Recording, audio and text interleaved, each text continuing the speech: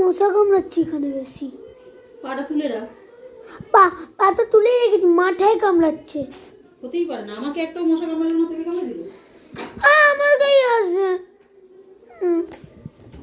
তাহলে যা ঘরে গিয়ে বস, ওই ঘরে লাইট, ফ্রিজের লাইটটা জ্বেলে না, ফ্রিজের ঘরে গাক গাক করে জ্বালিয়ে রেখেছো বাবা।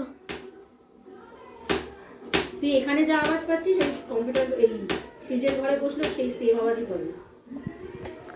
না না তাহলে ঠিক আছে, তুই তোর মতো যা ইচ্ছা কর, আমাকে কিছু বলবি না। তুই যখন নিজের ইচ্ছা আমি ওপরে যাব না, ফোন নিয়ে নেবো, কালকে পরীক্ষা, এখন অবধি পড়তে বসিস নি।